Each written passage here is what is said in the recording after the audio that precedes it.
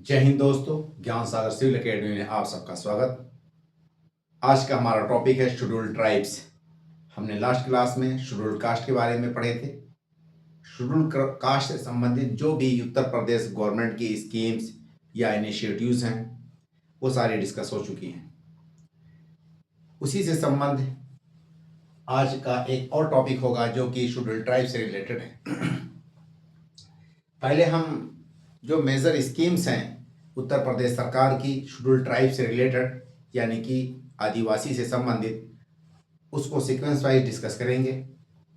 उसके बाद जो भी इनिशिएटिव्स उत्तर प्रदेश सरकार ने जो भी उत्तर प्रदेश सरकार के सराहनीय स्टेप्स हैं, कदम हैं या इसके की अच्छा करने यानी कि शेड्यूल्ड ट्राइब्स को डेवलप करने के लिए, बूस्टअप करने के लिए, इनकी सोशियो इकोनॉमिक बेटरमेंट्स के लिए उत्तर प्रदेश सरकार ने जो भी स्टेप उठाए हैं, जैसे कि कुछ रिवीन्यू विलेजेज हैं उत्तर प्रदेश के, कुछ फॉरेस्ट विलेजेज हैं, बहुत सारे फॉरेस्ट विलेजेस को रिवीन्यू विलेज में कन्वर्ट किया गया किस किस डिस्ट्रिक्ट में। उसके अलावा कुछ स्कीमें चल रही हैं जैसे कि माइनर फॉरेस्ट प्रोडक्ट्स जिसपे कि एमएसपी दी जाती है। सेंट्रल गवर्नमेंट की स्कीम है प्रधानमंत्री जनधन क्या कहते हैं प्रधानमंत्री जो है मानधन योजना, या ऐसे ही सेंट्रल गवर्नमेंट की स्कीम है आदिवासी से संबंधित जो कि बिरसा मुंडा के नाम पे है। कौन कौन से गांव ऐसे हैं जहां भी सेंट्रल गवर्नमेंट की स्कीमें उत्तर प्रदेश में इम्प्लीमेंटेड हैं, चाहे वो पीवीटीजी यानी कि प्राइमेटिव ट्राइबल ग्रुप्स यानी पार्टिकुलरली वल्नरेबल ट्राइबल ग्रुप जिसे कहते हैं, पीएम जनमन करके जो स्कीम लाई गई सेंट्रल गवर्नमेंट की उत्तर प्रदेश के जैसे कि बक्सा ट्राइबल एरियाज में चलाई जा रही है, तो उन सबको हम सीक्वेंस वाइज डिस्कस करते हैं।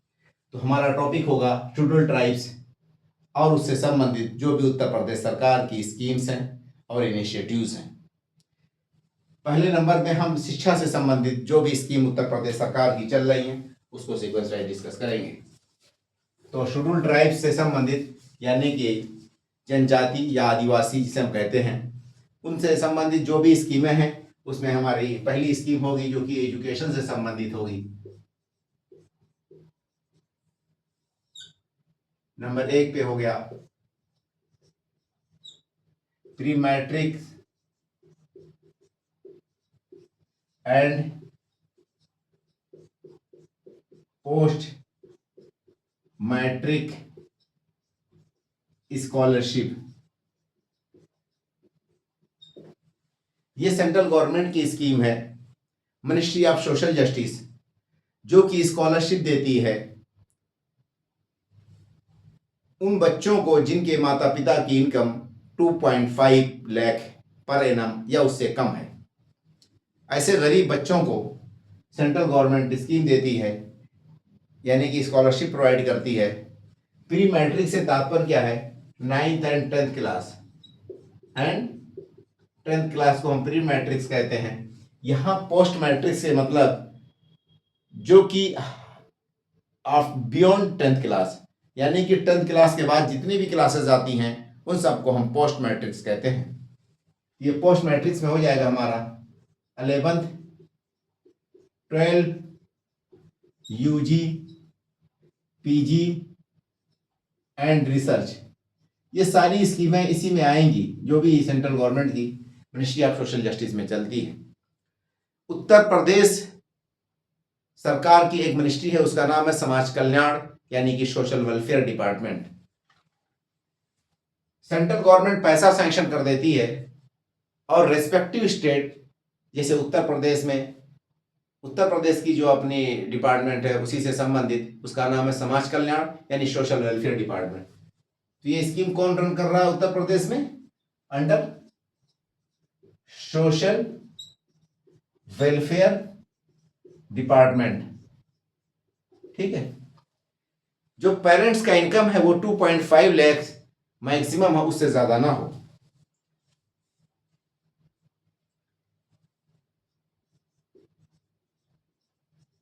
Annual family income up to 2.5 lakh, 5 lakh, यानी कि उन्हीं बच्चों को ये इस स्कॉलरशिप का लाभ मिलेगा जिनके माता पिता का टोटल सोर्सेस से इनकम 2.5 लाख से ज्यादा ना हो। ये नेक्स्ट पॉइंट, उत्तर प्रदेश में इस टाइम इस स्कीम के द्वारा 1.5 लाख ट्राइबल स्टूडेंट्स को फायदा मिल रहा है।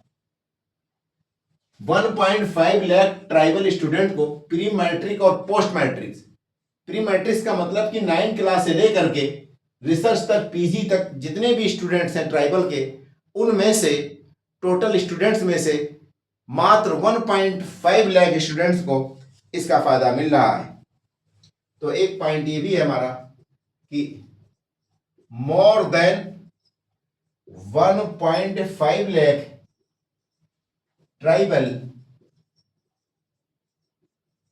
Students are benefited from such schemes. ठीक है, टोटल 1.5 लाख जो ट्राइबल छात्र हैं, आदिवासी छात्र, उनको इस स्कीम का फायदा मिल रहा है। शेड्यूल कास्ट हॉस्टल करके एक स्कीम उत्तर प्रदेश सरकार की चल रही है, वो भी बहुत ज्यादा इंपॉर्टेंट है। तो नेक्स्ट स्कीम हो जाएगी हमारी शेड्यूल्ड कास्ट हॉस्टल स्कीम। ये स्कीम उत्तर प्रदेश सरकार की सोशल वेलफेयर मिनिस्ट्री के अंदर ही आती है, जैसे कि यहां मैंने मेंशन किया था,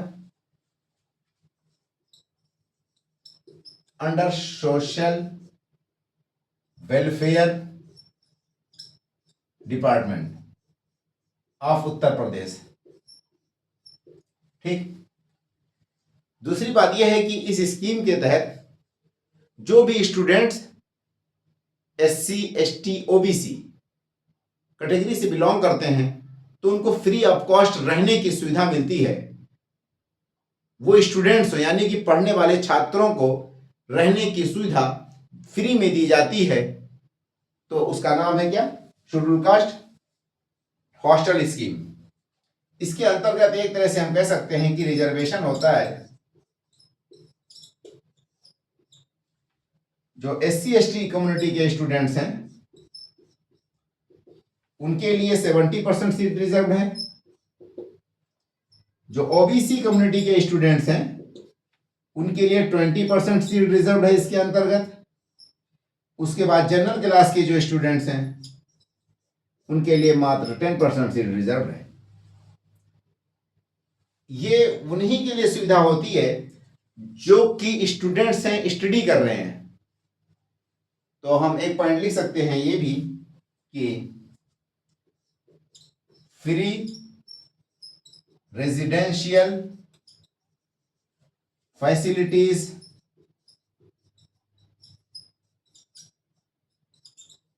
टू द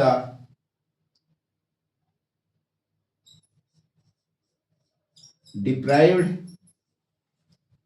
सेक्शंस स्टूडेंट्स। वो स्टूडेंट जो कि डिप्राइव्ड सेक्शन से हों उन्हीं को इसका फायदा मिलता है। इसके अंतर्गत जो है 264 हॉस्टल उत्तर प्रदेश में रनिंग में हैं। 264 हॉस्टल्स आर ऑपरेशनल। या हो सकता है 1-2 हॉस्टल बंद भी हो, ठीक है, बट इसके अंतर्गत टोटल कितने हॉस्टल हैं? 264 हॉस्टल्स हैं। और सेपरेट जो है हॉस्टल्स होता है इसका बॉयज एंड गर्ल्स के लिए, separate hostels for boys and girls. Next point हमारा जो है इसी कड़ी में हो जाएगा आपका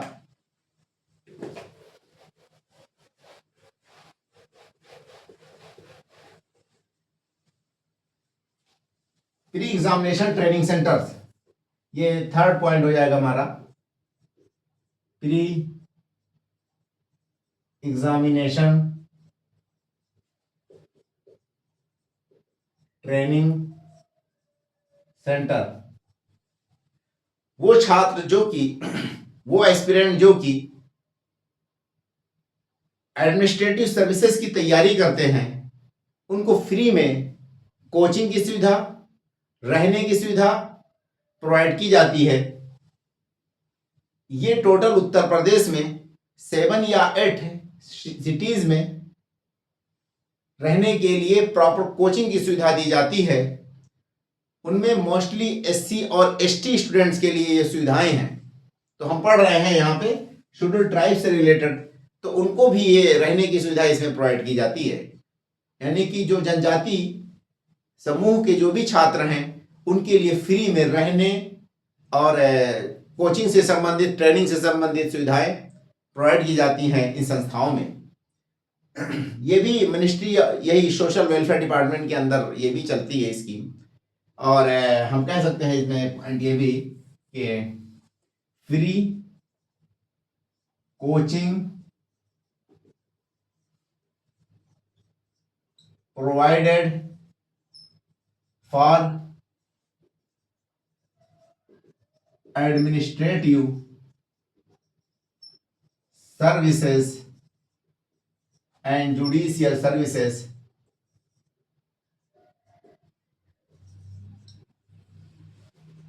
ठीक है, to SC ST communities, SC and ST, SC को भी दी जाती है और एसटी को भी इसमें ये मतलब कि प्रोवाइड किया जाता है।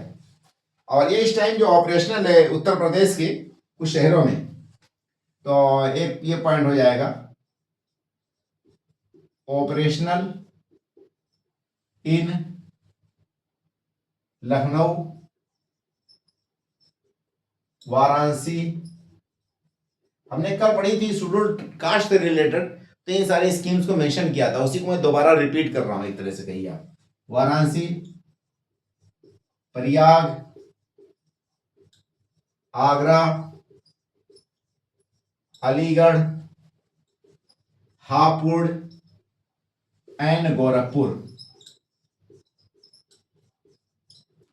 इन सारे शहरों में ये सुविधा मतलब कि कोचिंगें प्रोवाइड की जाती हैं फ्री ऑफ कॉस्ट, रहने की भी सुविधा होती है और नॉमिनल चार्ज जो है फूडिंग पे किया जाता है, या वो भी फ्री रहता ही है। ठीक है, और उसमें एससी एसटी वगैरह के लिए रिजर्वेशन है मेनली। और वीमेन स्पेसिफिक 2 सेंटर चलते हैं इनके।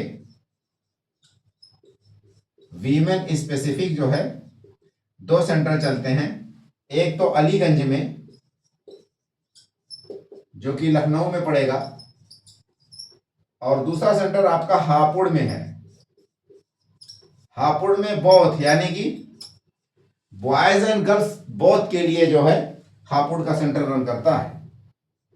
बॉयज एंड गर्ल्स दोनों के लिए सुविधाएं हापुड़ वाला। इसके लिए फैमिली इनकम जो है डिसाइडेड है, निर्धारित है कि फैमिली इनकम क्या कहते हैं, maximum family income fixed to 6.5 lakh per annum. इससे ज्यादा फैमिली इनकम ना हो, बस इतनी इनकम से या इससे कम ही इनकम हो। तो family income fix to 6.5 lakh. उन स्टूडेंट्स को इसमें रहने की और कोचिंग की सुविधाएं होंगी जिनकी फैमिली इनकम 6.5 लाख से ज्यादा ना हो पर एनम। नेक्स्ट हमारा जो है जयप्रकाश नारायण सर्वोदय विद्यालय है। अब यहां से हम जब चलेंगे आगे, तो जो भी स्कीमें हैं उसमें ट्राइबल स्पेसिफिक है। अब आप देखेंगे ये सारी मिक्स स्कीमें थी, कुछ स्कीमें, अब इसके बाद सारी स्कीमें ऐसी रहेंगी जो ज्यादातर ट्राइबल स्पेसिफिक होंगी।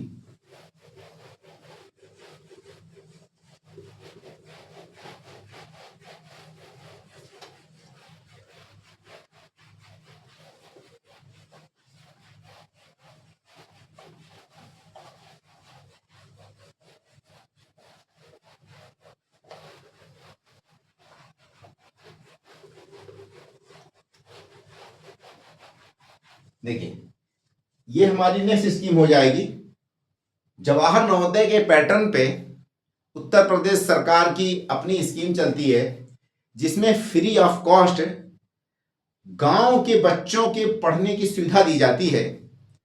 वहां पे उनके लॉजिंग, फूडिंग, ड्रेस यानी यूनिफॉर्म, बुक्स, स्टेशनरी और स्पोर्ट्स के गुड्स या जो भी एक बच्चे की पर्सनालिटी डेवलपमेंट करने के लिए या उसी शिक्षा से संबंधित जो भी आवश्यकताएं हैं वो सारी की सारी सुविधाएं जीरो कॉस्ट पे यानी फ्री ऑफ कॉस्ट प्रोवाइड की जाती हैं। जिस तरह से जवाहर नवोदय विद्यालय में किया जाता है 6 क्लास से लेकर के 12 क्लास तक रेजिडेंशियल होता है गांव के बच्चों के लिए जो कि पुअर फैमिली से बिलोंग करते हैं। ऐसे ही उत्तर प्रदेश सरकार की एक स्कीम है, उसका नाम है जयप्रकाश नारायण सर्वोदय विद्यालय। तो हमारी ये 4th स्कीम हो जाएगी।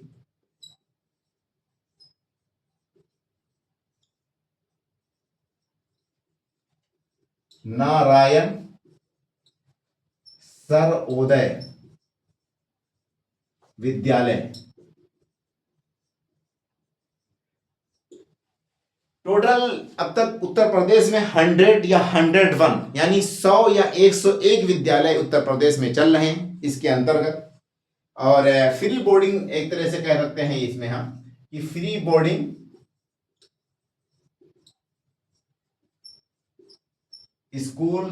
Schooling 6 to 12 class. ठीक है, ये एक तो सुविधा होती है। और नेक्स्ट पॉइंट क्या है कि SC एंड ST के लिए सीट्स जो है रिजर्व है। इसमें seats are reserve for SC and ST। SC and ST के लिए सीट्स इसमें रिजर्व है। ठीक है, एक तो ये सुविधा होती है। और नेक्स्ट पॉइंट क्या है कि जो जयप्रकाश नारायण सर्वोदय विद्यालय है, पूरे यूपी में जो जयप्रकाश नारायण सर्वोदय विद्यालय 100 या 101 है। इसके अलावा उत्तर प्रदेश में कुछ सर्वोदय विद्यालय ऐसे हैं जो वनली और वनली ट्राइबल स्टूडेंट्स के लिए हैं। तो अब हम उनको जानते हैं। कुछ ट्राइबल स्टूडेंट्स के लिए ही वनली सर्वोदय विद्यालय हैं, तो उसको हम नोट बना करके लिख सकते हैं। नोट, वनली सर्वोदय विद्यालय जो ट्राइबल स्टूडेंट्स के लिए हैं, या वही जयप्रकाश नारायण सर्वोदय विद्यालय।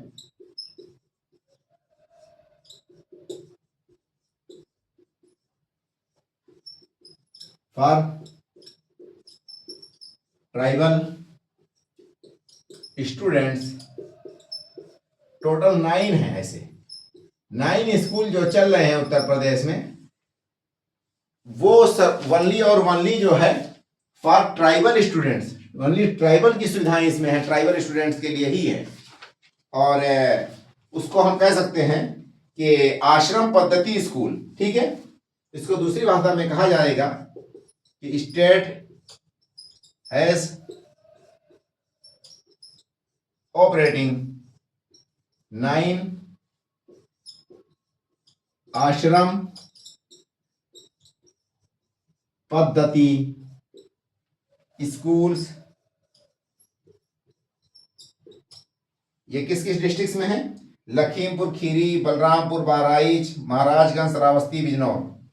ठीक है, एक तो आपका ये लखीमपुर है। नेक्स्ट पॉइंट आपका जो है बलरामपुर, बहराइच, बलरामपुर, बहराइच, और बहराइच के बाद जो है महाराजगंज, श्रावस्ती,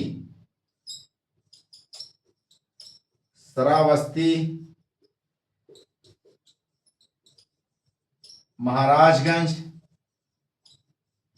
एंड बिजनौर।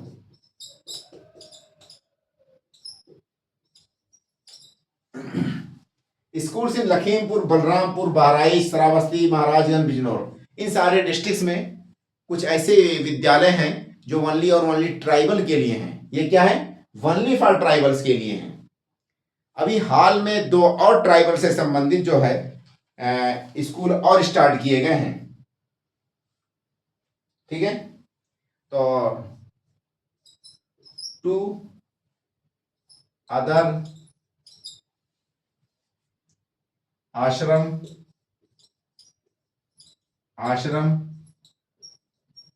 पद्धति रेजिडेंशियल स्कूल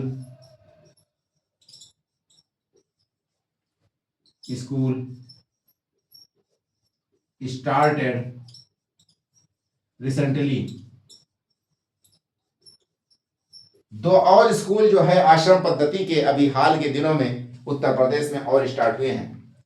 इन सारी स्कूल्स में रहने का, खाने का सारी सुविधाएं होती हैं फ्री में, और कोई चार्ज, कोई कॉस्ट नहीं लगता। ठीक है। नेक्स्ट क्या है आपका Eklavya model residential school. Eklavya model residential school ये सेंट्रल गवर्नमेंट की एक स्कीम है, ट्राइबल मिनिस्ट्री की, और ट्राइबल एरियाज में ये स्कूल है ट्राइबल स्टूडेंट्स के लिए ही खोले जाते हैं। ये भी रेजिडेंशियल स्कूल है सेंट्रल गवर्नमेंट की। तो नवोदय विद्यालय जिस तरह सेंट्रल गवर्नमेंट की नॉर्मल विलेज के स्टूडेंट्स को प्रमोट करने के लिए फ्री ऑफ कॉस्ट एजुकेशन सुविधा दी जाती है, सेम वैसे ही नवोदय विद्यालय के पैटर्न पे ही हमारा है एकलव्य मॉडल रेजिडेंशियल स्कूल। तो ये 5वें नंबर का पॉइंट हो जाएगा, एकलव्य मॉडल रेजिडेंशियल स्कूल। जो एकलव्य मॉडल रेजिडेंशियल स्कूल है, ये आपकी जो है 1440 स्टूडेंट्स इसमें इनरोल हैं उत्तर प्रदेश में। 1440 स्टूडेंट्स है इसके अंदर इनरोल हैं उत्तर प्रदेश में। छठी क्लास से लेकर के 12वीं क्लास तक रेजिडेंशियल स्कूल की सुविधा इसमें प्रोवाइड की जाती है। तो aimed at delivering quality education from 6th class to 12th class, 12th class, छठी क्लास से लेकर के 12वीं क्लास तक की इसमें बच्चों के लिए सुविधाएं होती हैं। ठीक है। नेक्स्ट क्या है कि रेजिडेंशियल स्कूल है ये, यानी कि फ्री बोर्डिंग एंड फूडिंग। ठीक है। ये सारी की सारी सुविधाएं इसमें प्रोवाइड की जाती हैं बच्चों को।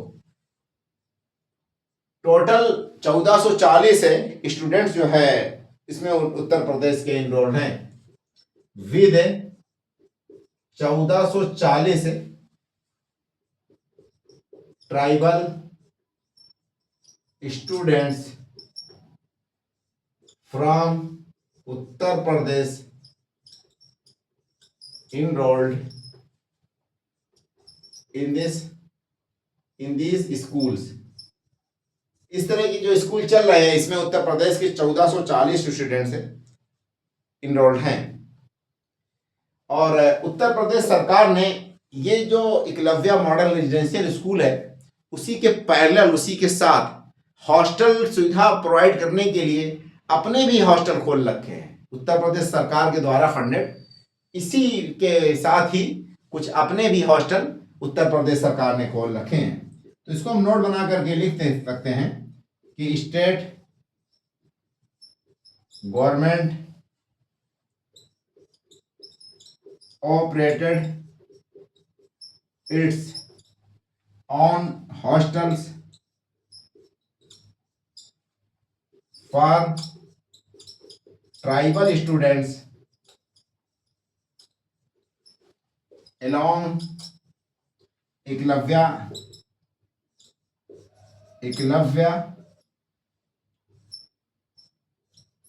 Schools hostels. जो भी एकलव्य स्कूल के हॉस्टल्स होते हैं, मान लीजिए किसी स्कूल में 3 हॉस्टल हैं तो उत्तर प्रदेश सरकार ने उसी में से एक अपना बना करके चौथा हॉस्टल दे दिया ताकि ज़्यादा से ज़्यादा बच्चों को इसमें रहने की सुविधाएं हों, और उसका खर्चा उत्तर प्रदेश सरकार भी करती है। अब हम मूव करते हैं एजुकेशन से हट करके जो एम्प्लॉयमेंट, लाइवलीहुड, इस तरह की जो स्कीमें हैं गवर्नमेंट की, चाहे वो सेंट्रल की या स्टेट गवर्नमेंट की, और आदिवासियों को प्रमोट करने के लिए, उनकी लाइवलीहुड, उनके उनके लिविंग स्टैंडर्ड को बढ़ाने के लिए। तो उनमें से पहली जो स्कीम है ये पीएम जनमन।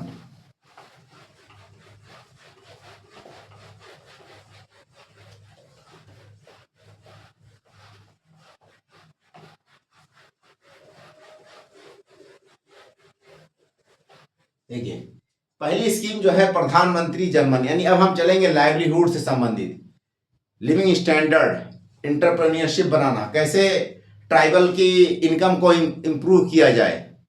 अब उससे संबंधित जो स्कीमें हैं, तो उसमें हमारी पहली स्कीम हो जाएगा ये है पीएम जनमन,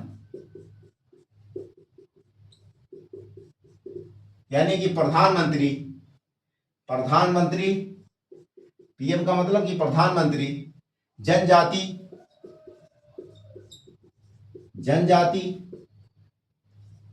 आदिवासी, ठीक है, प्रधानमंत्री जनजाति आदिवासी न्याय महाअभियान, न्याय महाअभियान, ठीक। प्रधानमंत्री जनजाति आदिवासी न्याय महाअभियान, ये स्कीम सेंट्रल गवर्नमेंट की है। किसकी है? गवर्नमेंट ऑफ इंडिया की ये स्कीम है, ठीक। दूसरी पॉइंट क्या है कि इस स्कीम का पर्पस क्या है? जो PV particularly vulnerable tribal group, PVTG groups total India में कितने हैं? 75 हैं। 75 जो है इंडिया में प्राइमेटिव ट्राइबल्स हैं। कितने हैं? प्राइमेटिव ट्राइबल्स जो है पूरी इंडिया में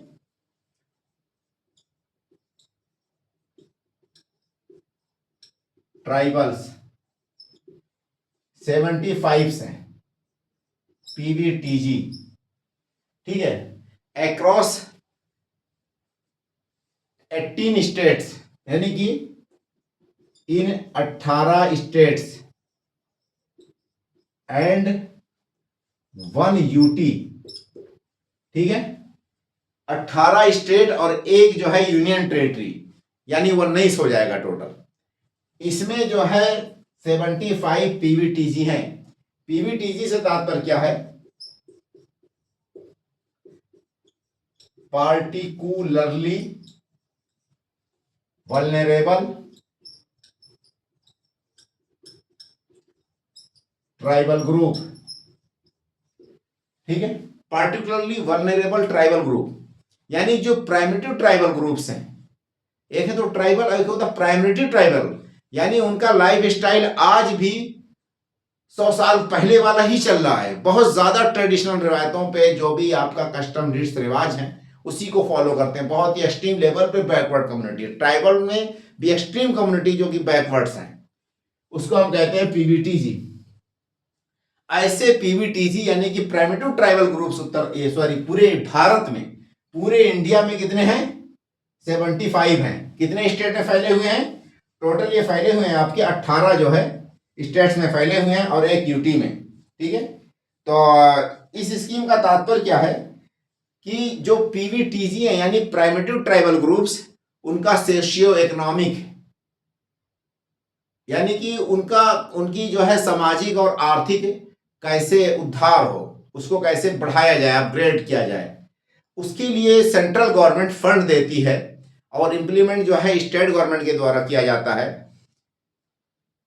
इस स्कीम के द्वारा जो भी प्राइमेटिव ट्राइबल ग्रुप्स हैं उनके गांव में road, houses, electricity, schools, medical facilities, telephone, telecoms, ये सारी की सारी सुविधाएं वहां पे प्रोवाइड की जाती हैं इस स्कीम के द्वारा, ठीक है। तो एक पॉइंट ये लिख सकते हैं, इसका ऑब्जेक्टिव क्या है इस स्कीम का पहले, ठीक है। तो ऑब्जेक्टिव में जो है to improve socio economic condition of PVTG, यानी कि प्राइमेटिव वल्नरेबल ट्राइबल ग्रुप्स। इसके लिए गवर्नमेंट जो है अंडर दिस स्कीम, मतलब फोकस जो है किस पे किया जाता है, फोकस ऑन। इस स्कीम का मकसद क्या है, इसके लिए कार्य क्या किया जाता है, फोकस किस पे किया जाता है, focus on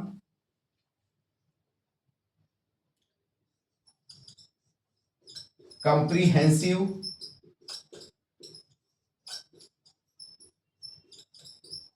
development of primitive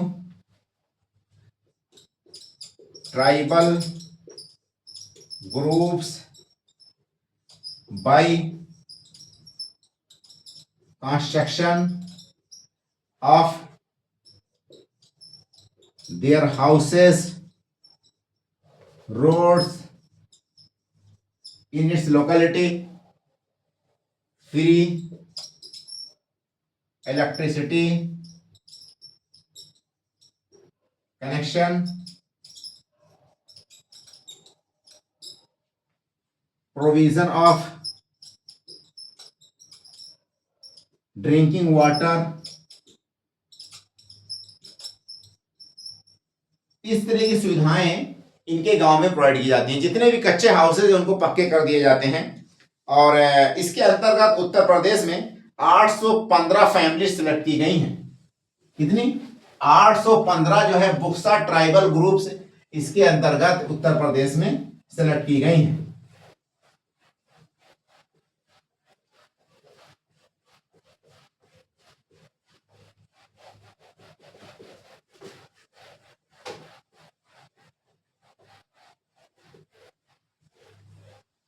ठीक है।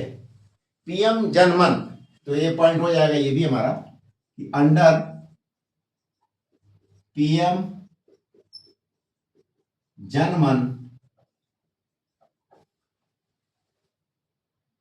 815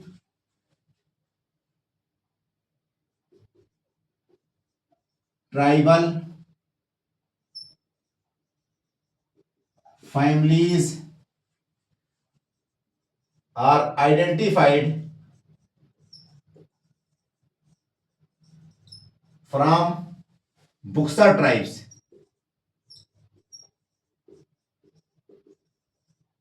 ठीक है, बुक्सा ट्राइब्स के 815 फैमिलीज को इसके अंतर्गत टारगेट किया गया है।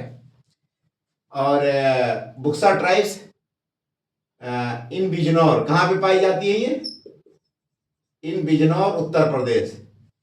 ये उत्तर प्रदेश और उत्तराखंड दोनों जगहों पे पाई जाती है।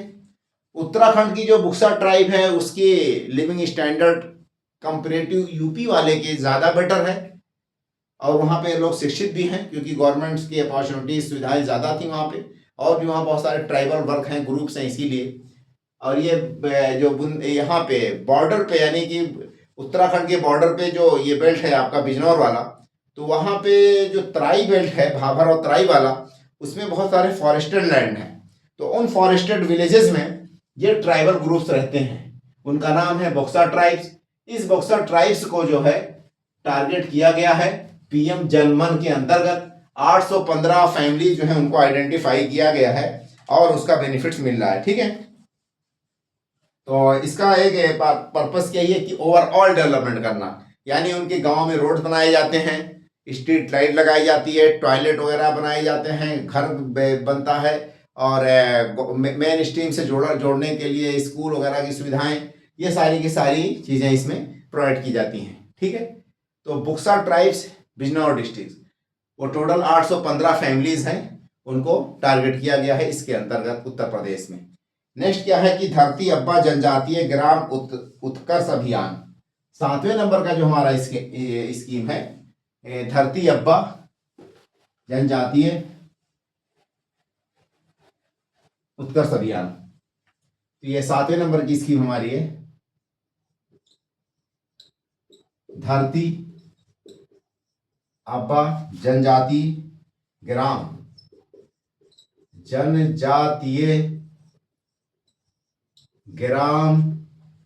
उत्कर्ष अभियान।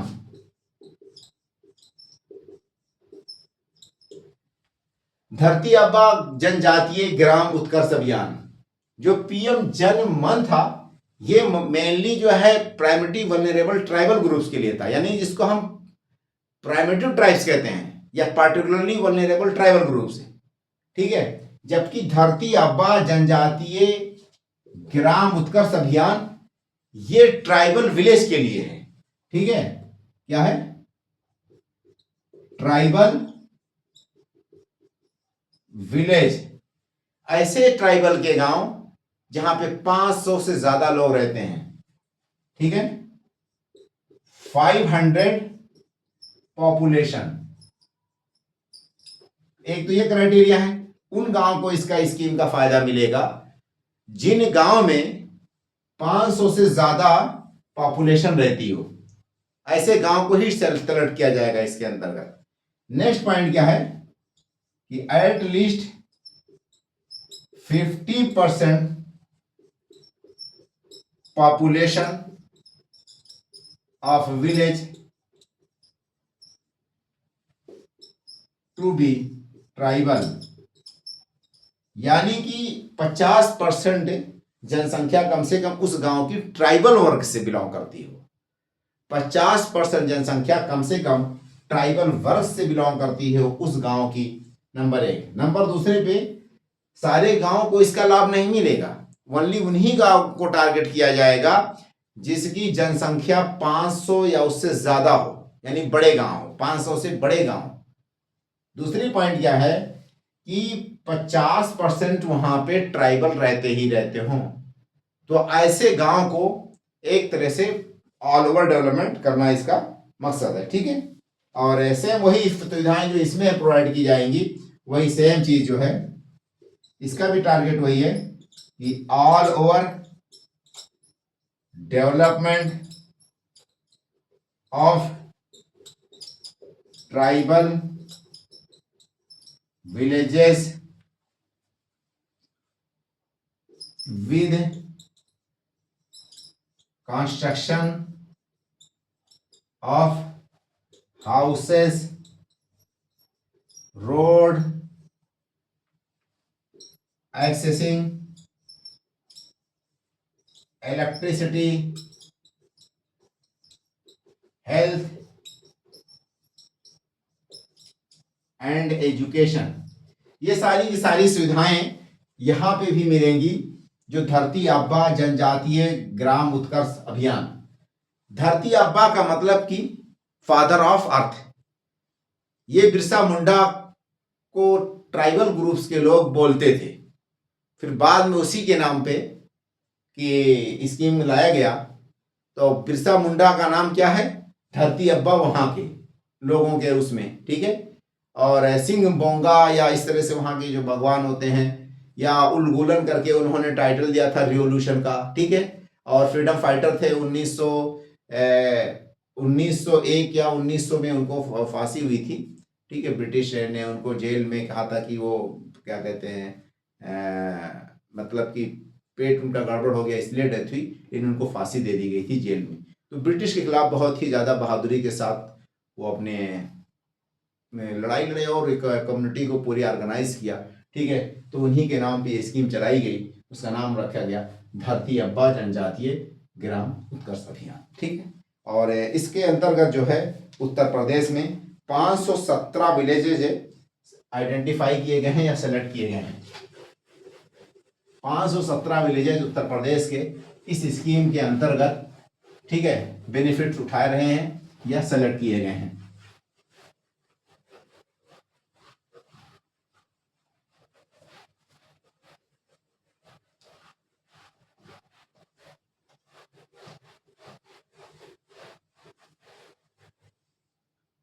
तो धरती आबा जनजातीय ग्राम उत्कर्ष अभियान, ठीक है, अंडर धरती आबा जनजातीय ग्राम उत्कर्ष अभियान। इस अभियान के अंतर्गत 517 विलेजेस, कितना 517 villages and 47 blocks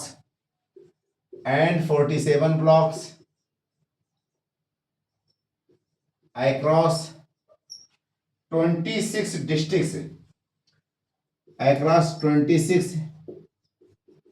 districts, have been identified.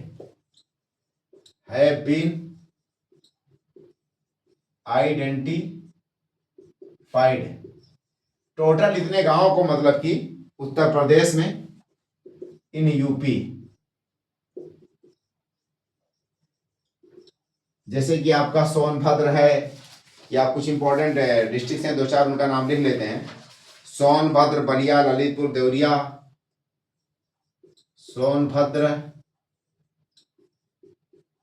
Ballia, Lalitpur, Deoria और लखीमपुर, कुशीनगर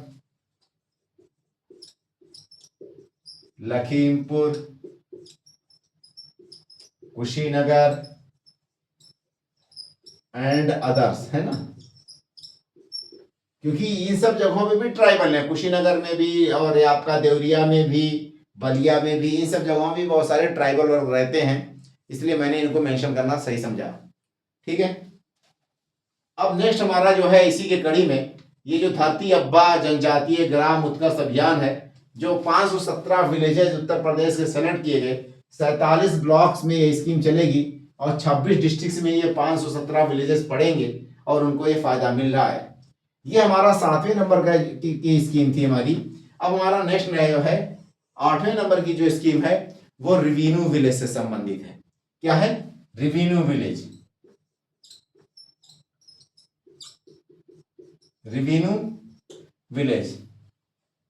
एक होता है फॉरेस्ट विलेज, एक होता है रेवेन्यू विलेज। ठीक है, फॉरेस्ट विलेज जो है वो गांव होता है जो कि जंगल के भीतर यानी जंगल के इनसाइड, फॉरेस्ट के इनसाइड में, जंगल के भीतर या जंगल के साइड बाई में यानी कि बाजू में, जंगल से सटे हुए जो गांव हैं वो सारे के सारे क्या हैं? फॉरेस्ट विलेजेस हैं उत्तर प्रदेश में। या जंगल के भीतर या जंगल के अंदर जो भी गांव हैं वो सारे के सारे फॉरेस्ट विलेजेस कहलाते हैं। 2011 के सेंसस के मुताबिक उत्तर प्रदेश में फॉरेस्ट विलेज 89 थे, 89। ये फॉरेस्ट विलेज कहीं ना कहीं गवर्नमेंट के डेटा या आंकड़े में फॉरेस्ट डिपार्टमेंट्स की जमीन पर आबाद है, इसीलिए इनको फॉरेस्ट विलेज कहा जाता है। जो भी विलेज फॉरेस्ट विलेज है वहां पे किसी तरह का कंस्ट्रक्शन बिना फॉरेस्ट डिपार्टमेंट के परमिशन के नहीं हो सकता। ना उस गांव के लोग अपना घर कंक्रीट बना सकते यानी कि पक्के का घर, ना वहां पे पक्के नालियां बन सकती, ना वहां पे पक्की सड़कें बन सकती, क्योंकि पक्की सड़क यानी कंक्रीट के इस्तेमाल होने से फॉरेस्ट या इकोलॉजी को कहीं ना कहीं डिस्ट्रॉय किया जाएगा। जो भी फाना फ्लोरा है एक तरह से उनके ऊपर इंपैक्ट पड़ेगा। इसलिए फॉरेस्ट विलेजेस में किसी तरह का कंस्ट्रक्शन अलाउ नहीं होता है।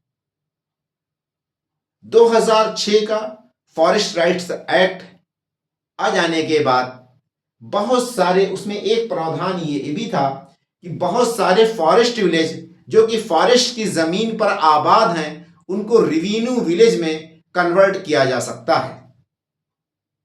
इसी कड़ी में उत्तर प्रदेश सरकार ने बहुत ही सराहनीय कदम उठाया और कई एक विलेज जो कि फॉरेस्ट विलेज थे, टोटल 42 विलेजेस फॉरेस्ट विलेज से रेवेन्यू विलेज में कन्वर्ट कर दिया। अब रेवेन्यू विलेज में क्या क्वालिटी है, क्या उसकी अच्छाइयां, क्या गुणवत्ताएं हैं? रेवेन्यू विलेज वो विलेज होता है जो रेवेन्यू डिपार्टमेंट्स के अंदर आता है। रेवेन्यू डिपार्टमेंट का मतलब कि उसका लेखा जोखा, कारोबार, उसका बेचना खरीदना, जमीन, कुछ भी, वो सारी की सारी किसमें होती है? तहसील जो होती है उत्तर प्रदेश में, एक तहसील होती है जैसे डिस्ट्रिक्ट के बाद नीचे तहसील होती है, सारा रिकॉर्ड रिपोर्ट से जमीन से संबंधित, खेतिहर जमीन हो या किसी तरह की जमीन हो, वो सारी की सारी रिपोर्ट्स कहाँ पे दर्ज होती है, इंदराज होती है, तहसील में होती है। तो रेवेन्यू विलेज घोषित हो जाने के बाद उस फॉरेस्ट एरिया के जितने भी लोग हैं, वहां पे जिसके पास जितनी जमीनें हैं, जिसपे वो सदियों से खेती करते चले आ रहे हैं, वो नाम किसके है, फॉरेस्ट का था, बट अब उनका पर्सनल हो जाएगा। वहां जाकर के तहसील में रजिस्ट्री करवा सकते हैं, पार्टिकुलर डॉक्यूमेंट्स पेश करना पड़ेगा 2006 फॉरेस्ट राइट्स एक्ट के मुताबिक। जब गवर्नमेंट से ने 42 फॉरेस्ट विलेज को रेवेन्यू विलेज कन्वर्ट कर दिया, तो वहां पे रोड्स बनने लगे, स्कूल बनने लगे, कॉलेजेस बनने लगे, इलेक्ट्रिसिटी सप्लाई, वाटर सप्लाई, और गवर्नमेंट की जितनी सुविधाएं नॉर्मल विलेजेस में या रेवेन्यू विलेजेस में मिलती हैं, वो वहां पे मिलने लगी। इसीलिए फॉरेस्ट विलेज या जो ट्राइबल विलेजेस हैं या फॉरेस्ट विलेजेस जो कि फॉरेस्ट के आसपास में है या फॉरेस्ट की जमीन पे है, जहां तक उसकी चौहद्दी या उसका अहाता फैला हुआ है, एक्सपेंडेड है फॉरेस्ट लैंड, वहां पे कोई भी विलेज है, कोई भी खेती है, गरचे कब्जा किसी का हो, कोई सदियों से उस पर खेती कर रहा हो, लेकिन वो नाम किसके रहेगा, फॉरेस्ट विलेज, फॉरेस्ट रिकॉर्ड में फॉरेस्ट डिपार्टमेंट के नाम रहेगा। तो ऐसे विलेजेस जो कि फॉरेस्ट डिपार्टमेंट जिस पे मालिकाना अधिकार रखता है, ऐसी खेतियां जिससे फॉरेस्ट डिपार्टमेंट अपना मालिकाना अधिकार रखता है, वो सारा का सारा शिफ्ट हो जाएगा रेवेन्यू विलेज में या तहसील में, उसका रिकॉर्ड और रिपोर्ट रखा जाएगा। तो अभी हाल के दिनों में यानी पिछले कुछ सालों में उत्तर प्रदेश सरकार ने टोटल जो 89 यानी 89 2011 के सेंसस के मुताबिक उत्तर प्रदेश में फॉरेस्ट विलेज थे, उनमें से 42 को, अप्रोक्सीमेट 42 विलेज को फॉरेस्ट विलेज से रेवेन्यू विलेज में कन्वर्ट कर दिया। अब रेवेन्यू में आने से जितने भी गांव में स्कीमें उत्तर प्रदेश सरकार की चलती हैं या सेंटर की, वो ऑटोमेटिक वहां पहुंचने लगेंगी, वो रोड से कनेक्ट हो जाएगा, क्योंकि अब रोड कंस्ट्रक्शन हो जाएगा, वहां पे इलेक्ट्रिसिटी सप्लाई पहुंच जाएगी, वहां के गांव के लोग अपना घर बिल्डिंग कंस्ट्रक्शन कर सकेंगे, पक्का मकान बना सकते हैं। फॉरेस्ट विलेज में कोई बंदा पक्का मकान नहीं बना सकता, बट जब वो रेवेन्यू में कन्वर्ट हो जाएगा, रेवेन्यू विलेज में, तो उनको अलाउ हो जाएगा, परमिशन हो जाएगा कि वो पक्का मकान बना सकें। इसी तरह से अब हम चलते हैं रेवेन्यू विलेज के बारे में। तो पहले जान लेते हैं कि उत्तर प्रदेश में फॉरेस्ट विलेज कितने थे।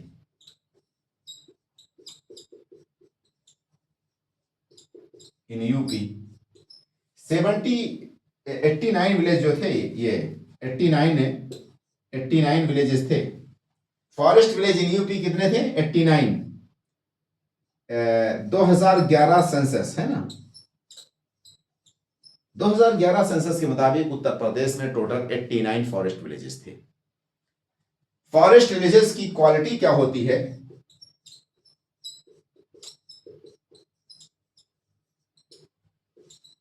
नॉट अलाउड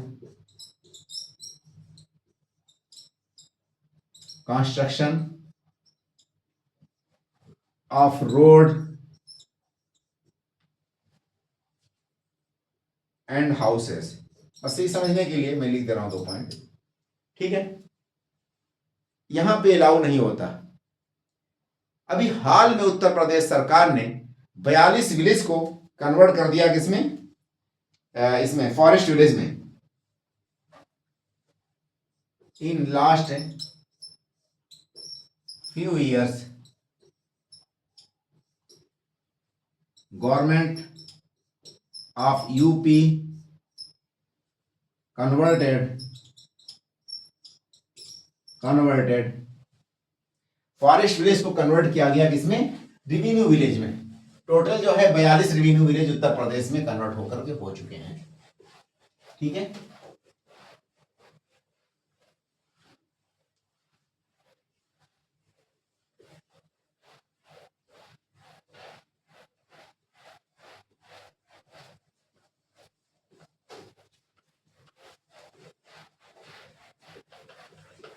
ठीक है, ये पॉइंट हम यहां से लिख सकते हैं कि in last few years UP governments converted 42 forest villages into revenue village. ठीक है, रिवेन्यू विलेज। अब जब रिवेन्यू विलेज कन्वर्ट हो जाएगा कोई भी चीज, तो इसका मतलब कि वहां पे सारी सुविधाएं मिलने लगेंगी। Now such villages can get all government benefits they are permitted to construct their houses। वहां पे बिजली के खंभे गिर जाएंगे, इलेक्ट्रिसिटी वहां पे सप्लाई आ जाएगा, स्कूल बनने लगेंगे। तो इस तरह से जो है यहाँ पे सुविधाएं होंगी। उसके अलावा उत्तर प्रदेश सरकार ने 38 जो है वन टांगिया विलेज था, उनको भी रिवेन्यू विलेज में कन्वर्ट किया। ठीक है, recently UP governments also converted 38 Van Tangia villages हैं। ठीक है, तो 38 Van Tangia villages, Van Tongia villages of 7 districts into revenue villages. अभी हाल के दिनों में उत्तर प्रदेश सरकार ने 38 वन टांगिया विलेज को किसमें कन्वर्ट किया? रिवेन्यू विलेज में कन्वर्ट कर दिया। अब ये बला क्या है वन टांगिया? ठीक है, ये जो वन टांगिया है ये बला क्या है?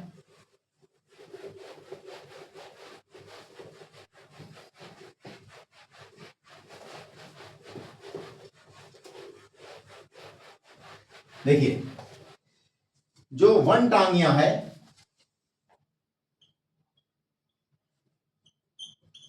टोंगिया, एक्चुअल वन का मतलब क्या होता है? फॉरेस्ट। वन से तात्पर्य क्या है? फॉरेस्ट। वन का मतलब फॉरेस्ट। और टोंग जो है ये एक्चुअल 2 वर्ड से बना है, टोंग या। टोंग का मतलब माउंटेन, माउंटेन। या का मतलब आपका होता है एग्रीकल्चर। ठीक है, 1920 और 30 के आसपास की बात है। 1920 से लेकर के 23 के आसपास की बात है। ब्रिटिश सरकार ने जो भी फॉरेस्ट लैंड थे उनको क्लियर कर दिया है, यानी कि डिफॉरेस्टेशन बहुत बड़े लेवल पे किया। डिफॉरेस्टेशन करने का क्यों मकसद था? वो इसलिए किया गया ताकि जो वुड्स है, लकड़ियां हैं, उसको रेलवे के ट्रैक्स को बिछाने में काम आए, और उन एरियाज से रेलवे को गुजारना था।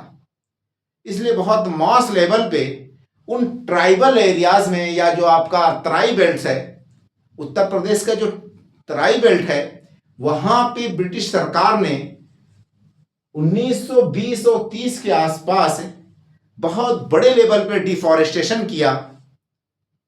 और डिफॉरेस्टेशन किस लिए किया? ताकि जो वुड है उसको रेलवे स्लीपर में काम लाया जाए, और रेलवे के जो चेयर बनती हैं या रेलवे में, और फॉरेस्ट को क्लियर करने के बाद वहां पे पटरियां बिछाना, ये 2 मकसद था। उसके बाद बहुत बड़ा हिस्सा जो है डिफॉरेस्टेड हो गया, तो उस एरियाज में प्लांटेशन के लिए, ट्री प्लांटेशन के लिए, यानी कि फॉरेस्ट को दोबारा उगाने के लिए ब्रिटिश ने म्यांमार से वहां के ट्राइबल ग्रुप्स हैं उनको लेकर के आई कि आप लोग आकर के यहां पे फॉरेस्टेशन कराएं। उन तराई वाले बेल्ट में, जैसे आपका महाराजगंज है, गोरखपुर है, गोंडा है, बलरामपुर है, आपका ये क्या कहते हैं, अरे लखीमपुर खीरी है, और ये वो सहारनपुर है। ऐसे सारे डिस्ट्रिक्ट जो कि तराई वाला बेल्ट है, वहां पे बहुत बड़े एरियाज में जो डिफॉरेस्टेशन हो गया, तो उन एरियाज में दोबारा फॉरेस्ट को उगाने के लिए, फॉरेस्ट लगाने के लिए वन टांगिया, यानी वन का मतलब कि फॉरेस्ट है, और टांगिया जो है एक तरह से विद्युती है, ये एक तरह से ये प्रैक्टिस है, किसकी, एग्रीकल्चर प्रैक्टिस है। तो टांगिया एग्रीकल्चर प्रैक्टिस कहां पे पॉपुलर है, म्यांमार में। तो वहां के जो किसान है वो आज भी पाई जाती है टांगिया टाइप ऑफ फार्मिंग म्यांमार में, कि पार्टिकुलर वे में वहां के किसान ऐसे पेड़ लगाते हैं और पेड़ के बाद एग्रीकल्चर करते हैं। साइड से खेत होता है और साइड से खेत की चारों तरफ से पेड़ लगा देते हैं, खेती करते हैं एक पार्टिकुलर पैटर्न पे, कि खेत के चारों तरफ से या साइड बाई में वो पेड़ लगा देते हैं। तो वहां एग्रीकल्चर के साथ साथ क्या है, पेड़ यानी कि प्लांटेशन का भी काम होता है, पेड़ भी लगा देते हैं। तो उस पद्धति को, एग्रीकल्चर की पद्धति को या प्रैक्टिस को क्या कहते हैं, टोंगिया फार्मिंग या टोंगिया टाइप ऑफ एग्रीकल्चर, जो कि पॉपुलर कहां पे है, म्यांमार में है। तो उन ग्रुप्स को यानी उन कम्युनिटीज को ब्रिटिश लेकर के आए थे एज ए लेबरर, कि जो ये फॉरेस्ट लैंड खाली हुआ, जो डिफॉरेस्टेड एरियाज क्लियर कर दिया गया, उनमें उसी के इक्वल दोबारा फॉरेस्ट लगाया जाए, जो गवर्नमेंट की खाली जमीन है। तो जब गवर्नमेंट की खाली जमीनों पे फॉरेस्ट लगाने लगे, जो म्यांमार से लोग आए थे, तो उनको वेज नहीं दिया गया, उनकी तनख्वाह नहीं दी गई। उसके तनख्वाह के एवज में ब्रिटिश सरकार ने उनको जमीनें निर्धारित कर दी थी, उन्हीं फॉरेस्ट वाले हिस्से के बगल की जमीन है, कि आप लोग रहिए और इसी पे खेती करते रहिए। तो 1920-23 से लेकर के अब तक वो लोग वहां पे खेती करते रहे। जब फॉरेस्ट लग करके कंप्लीट हो गया, तब ब्रिटिश ने उनके ऊपर प्रेशर भी डाला कि अब आप लोग यहां से जाइए ठीक है। तो बट वो वहीं पे रच बस गए, और जो भी जमीनें उनको अलॉट की गई थी फॉरेस्ट के बाजू या आजू बाजू में, मोस्टली उनके द्वारा जो फॉरेस्ट लगाया गया था वो साल ट्री था। साल का मतलब साखू का पेड़। तो साखू का पेड़ अगर आप जाएंगे तो जैसे नकहा जंगल गोरखपुर के बगल में है, जो आपका सोहरी बरगवा, सोहेल देव रेंज, यानी तराई बेल्ट का पूरा फॉरेस्ट आप देखेंगे तो किससे है, कौन सा पेड़ है मेनली, वहां पे साल और असना का पेड़ है। और साल की ट्री इसलिए लगवाई गई थी, दोबारा रिफॉरेस्टेशन जब करवाया ब्रिटिश ने इन म्यांमारियों के द्वारा, जब रिफॉरेस्टेशन करवाया तो ओनली साल की ही एक स्पीसीज को लगवाया गया। उसके पीछे भी एक कारण ये था कि साल की जो ट्री है यानी कि जो साखू का पेड़ है, वो बहुत ज्यादा इंपॉर्टेंस रखता है रेलवे ट्रैक बिछाने में। रेलवे का स्लीपर, रेलवे की जो पटरियां होती हैं उसी पे दौड़ती हैं, इसीलिए साखू का ही पेड़ यानी साल की ही पेड़ को लगाया गया था। ये मोस्ट इंपॉर्टेंट पॉइंट है। और ये अभी हाल के दिनों में तो जो वन टांगिया, वन का मतलब कि वो ट्राइबल ग्रुप्स या वो कम्युनिटी जो फॉरेस्ट एरियाज में रहती है, और ब्रिटिश के टाइम पे ही उनको म्यांमार से लाया गया था, उनको अभी हाल के दिनों में उत्तर प्रदेश सरकार ने ऐसे टोटल 38 विलेज को रिवेन्यू विलेज में कन्वर्ट किया गया है। ठीक है। तो वन टांगिया से तात्पर्य क्या है, यहां पे Van Tongiya such communities are settled by British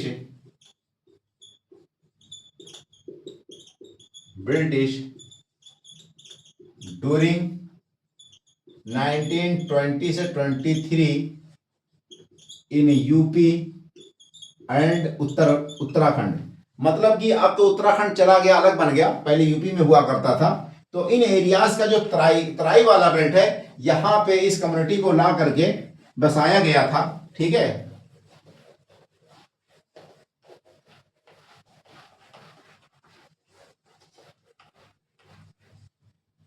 bye British government. तो मतलब कि such communities are settled by the British government during इतना, ठीक है, they are specifically expert in tree plantation, so they were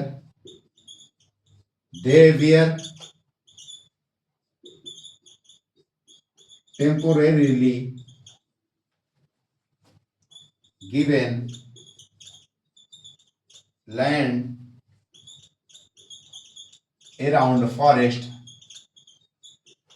for their livelihood instead of wage payment. उनको तनख्वाह नहीं दिया जाता था, ये भी जान लीजिए आप। जो म्यांमार से लाए गए थे कम्युनिटीज के, वहां की कम्युनिटी को, म्यांमारियों को, उनको ब्रिटिश सरकार तनख्वाह नहीं देती थी और फिर वहीं आकर के बस गए। तो उन कम्युनिटीज को भी हाल के दिनों में उत्तर प्रदेश सरकार ने टोटल 38 वन टांगिया विलेज को 7 डिस्ट्रिक्ट में वो किया है, मतलब कि रेवेन्यू विलेज घोषित किया है। तो ये जो 7 डिस्ट्रिक्ट हैं उस डिस्ट्रिक्ट को हम जान लेते हैं, वो ज़्यादा इंपॉर्टेंट है। और जहाँ पे किया गया है, महाराजगंज है, गोरखपुर है, गोंडा, बलरामपुर, सहारनपुर, लखीमपुर, बहराइच। तो ये जो 7 डिस्ट्रिक्ट हैं, ये 7 डिस्ट्रिक्ट देखते हैं कौन कौन से हैं। एक तो आपका महाराजगंज है, वही ट्राइबल वाले बैठे सारे। महाराजगंज के बाद आप गोरखपुर समझ लीजिए, वहां पे भी कुछ हैं विलेजेज इनके। और उसके बाद Balrampur, Gonda,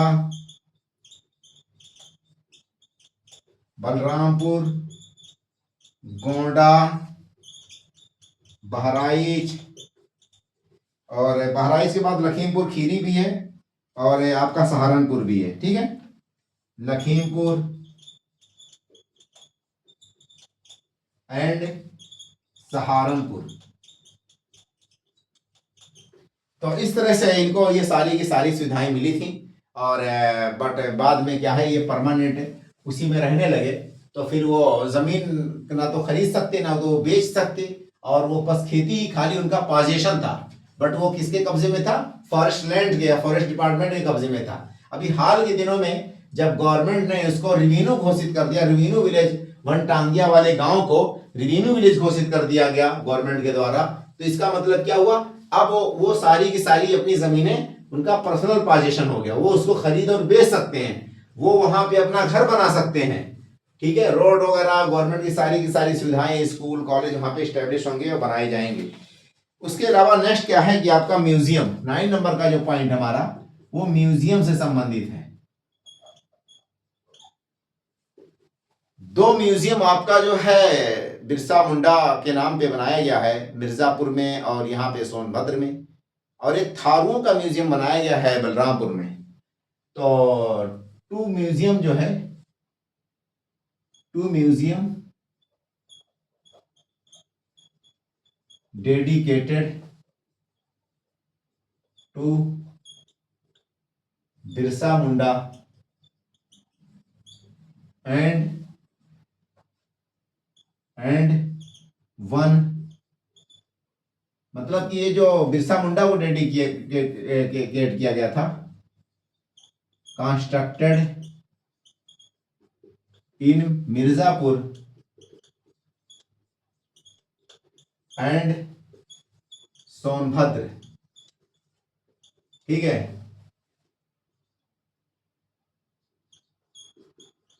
another one related with Tharu tribes established या कंस्ट्रक्टेड इन बलरामपुर। ठीक है, एक म्यूजियम बलरामपुर में भी बनाया गया है ताकि इन क्या कहते हैं, जो ट्राइबल कस्टम कल्चर को प्रमोट किया जाए, प्रोटेक्ट किया जाए। ठीक है, उनकी आइडेंटिटी के लिए। तो क्या है कि 9 नंबर का पॉइंट हमारा क्या है, म्यूजियम से संबंधित है। तो 2 museum dedicated to Birsa Munda constructed in Mirzapur and Sonbhadra, and another one related with Tharu tribes establish in Balrampur, ठीक है। इसका पर्पस क्या है? To preserve and promote tribal customs and culture, ये इसका पर्पस है इस मतलब के म्यूजियम का। नेक्स्ट हमारा जो है उत्तर प्रदेश फॉरेस्ट कारपोरेशन से संबंधित है, ठीक है। और उत्तर प्रदेश फॉरेस्ट कारपोरेशन ये 9वें नंबर का पॉइंट है। तो 10वें नंबर का पॉइंट है हमारा हो जाएगा उत्तर प्रदेश फॉरेस्ट कारपोरेशन।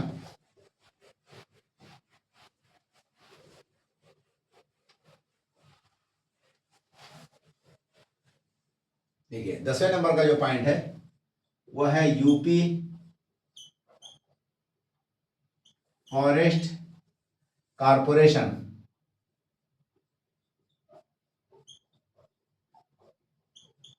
उत्तर प्रदेश जो फॉरेस्ट कारपोरेशन है ये 1974 में स्टैब्लिश किया गया था और ये किसके अंदर आता है? फॉरेस्ट डिपार्टमेंट के अंदर आता है, under forest department of UP. इसका काम क्या है? एक तो ये हर्बल जो प्लांट्स है उसके प्रोडक्शन पे ये सहायता करता है, medical herb production, medical herb production, यानी कि जो जड़ी बूटियां होती हैं उनके कलेक्शन में, प्रोडक्शन में, उसकी मार्केटिंग, प्रोक्योरमेंट्स वगैरह के लिए सहायता करता है, ये करती है संस्था। नेक्स्ट पॉइंट क्या है? ये आपकी जो है प्रधानमंत्री वन धन विकास योजना एक स्कीम है, पीएम वन धन विकास योजना है। नेक्स्ट आपका जो है promotion of eco tourism,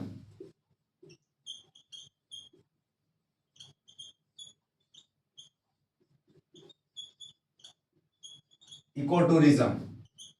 next आपका जो है तेंदू पत्ता collection and procurement, tendu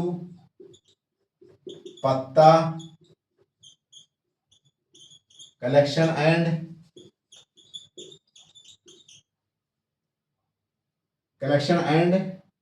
procurement.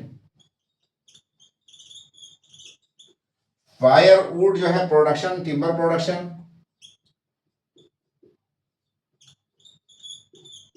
Firewood collection and production. उसके अलावा टिम्बर वुड प्रोडक्शन, उसके अलावा जो है बांस जो है उसकी प्रोडक्शन के लिए भी काम करता है ये, बम्बू प्रोडक्शन। ये आपका 5वें बाद 6ठा नंबर हो जाएगा, ये 7वां नंबर। ये संस्था जो है एक तरह से उत्तर प्रदेश फॉरेस्ट कारपोरेशन एक एक्ट के द्वारा बनाया गया 1974 में, उत्तर प्रदेश सरकार ने इसकी स्थापना की और ये आता है इसके अंतर्गत, क्या कहते हैं, फॉरेस्ट डिपार्टमेंट के अंतर्गत ये संस्था काम करती है और ये बहुत ज़्यादा महत्वपूर्ण है, बहुत ज़्यादा इंपॉर्टेंस रखती है अपने में ये। और इसके अंदर कुछ हम चीज़ें हैं देखते हैं जो बहुत अहम है। देखिए नंबर 1 पे यहाँ पे जो ये टिम्बर है प्रोडक्शन और ये फायरवुड है।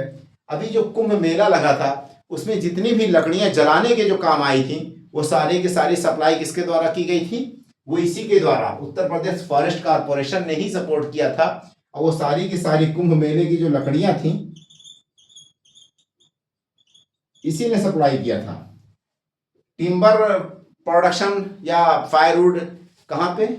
जो गोरखनाथ है मठ है उसको जब जरूरत पड़ी थी, कोई वहां पे भी मेला लगा था तो उसमें भी इसी ने सप्लाई किया था, यही उत्तर प्रदेश फॉरेस्ट कारपोरेशन ने। उसके अलावा देखिए आप, ये मेडिकल हर्ब प्रोडक्शन है तो ये जड़ी बूटी वगैरह का कलेक्शन के लिए इसने कुछ सेंटर बना रखे हैं, ठीक है, और उसके द्वारा ये काम करती है। तो ये हम कह सकते हैं इस पॉइंट्स को जड़ी बूटी collection, procurement, production and procurement,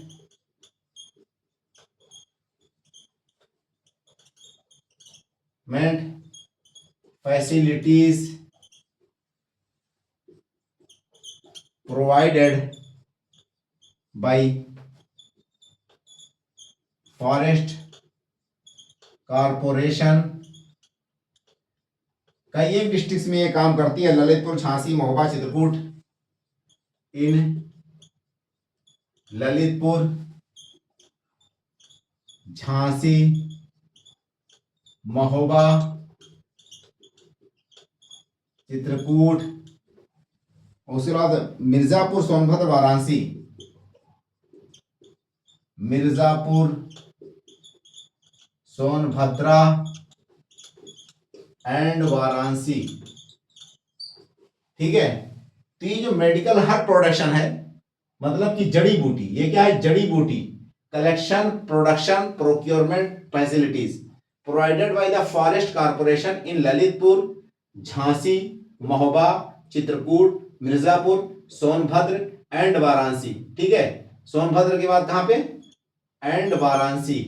इतनी सारी जगहों पे ये संस्था काम करती है और ये अपनी मतलब कि वो काम करती है, इसका वो है। तो पहला तो पॉइंट ये हो गया पीएम वन धन विकास योजना, ये बहुत इंपॉर्टेंट पॉइंट है। नेक्स्ट पॉइंट हमारा क्या है? पीएम वन धन विकास योजना। पीएम वन धन विकास योजना, ये सेंट्रल गवर्नमेंट की स्कीम है। किसकी है? गवर्नमेंट ऑफ इंडिया की स्कीम है। इसके अंतर्गत एमएसपी, एक तरह से जो माइनर फॉरेस्ट प्रोडक्ट्स हैं, माइनर फॉरेस्ट प्रोडक्ट्स, उसके लिए एमएसपी की सहायता या सुविधा दी जाती है।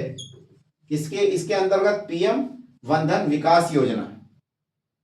जो पीएम वन धन विकास योजना है, तो वन धन विकास केंद्र खोला जाता है और वहां पे जो माइनर फॉरेस्ट प्रोडक्ट्स हैं, यानी जो ट्राइबल ग्रुप है, वो अपना प्रोडक्ट्स, जैसे कि आपका इमली हो गया, महुआ हो गया, ठीक है, जामुन हो गया, जड़ी बूटी कोई हो गई, ये सारी के सारी चीजें ला करके और उनको जेन्युइन रेट पे वहां पे बेचने की सुविधा प्रोवाइड की जाती है।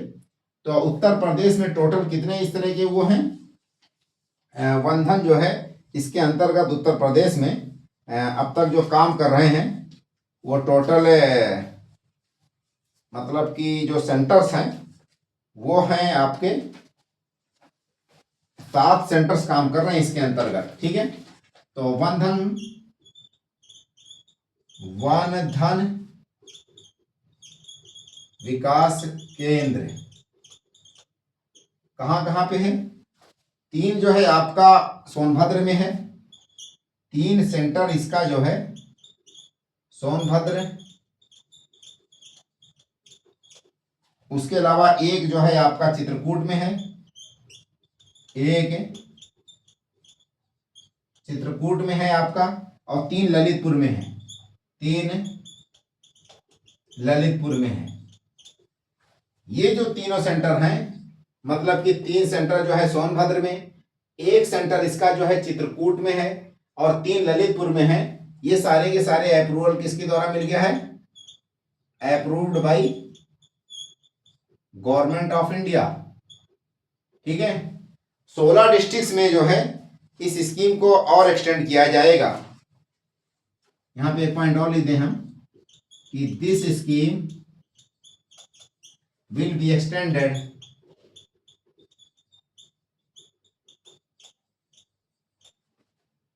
इन 16 डिस्ट्रिक्ट्स ऑफ उत्तर प्रदेश। उत्तर प्रदेश सरकार का टारगेट ये है कि इस स्कीम को हम 16 डिस्ट्रिक्ट्स में एक्सटेंड कर दें। कितने में? 16 में। ये जो प्रधानमंत्री वन धन विकास योजना है, उसका एक फ्रेम मैं आपको डिजाइन कर देता हूं यहाँ पे, कैसे ये योजना काम करती है। ठीक है।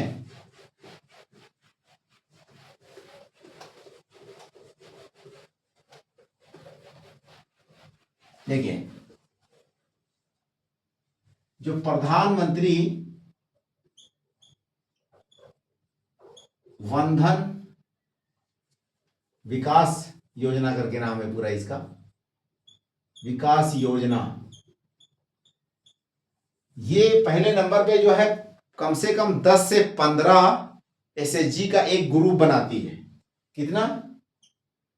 10 से लेकर के 15 एसएचजी का, ठीक है, ग्रुपिंग होता है और उसको नाम दिया जाता है बंधन विकास करके ग्रुप का नाम है। ठीक है, और इस ग्रुप के द्वारा जो है इस ग्रुप के द्वारा 15 से जो क्या कहते हैं 10 से 15 ग्रुपिंग है और इसका नाम दिया गया है वन धन समूह या वनधन विकास समूह कह लीजिए आप, वनधन विकास समूह। ये जो 15 एसएचजी है एक साथ कलेक्शन हो जाती हैं, काम करती हैं, और ये फिर वैल्यू चेन यानी कि कलेक्शन से लेकर के जो भी ट्राइबल के माइनर फॉरेस्ट प्रोडक्ट्स हैं या non timber products, non timber का मतलब कि लकड़ी या वुड्स को छोड़ करके जितने भी फॉरेस्ट प्रोडक्ट्स हैं उन सबको एक कलेक्शन करने में, उसको ट्रांसपोर्ट करने में, स्टोरेज करने में, मार्केटिंग में, ब्रांडिंग में, ये सारी की सारी सहायता करती हैं।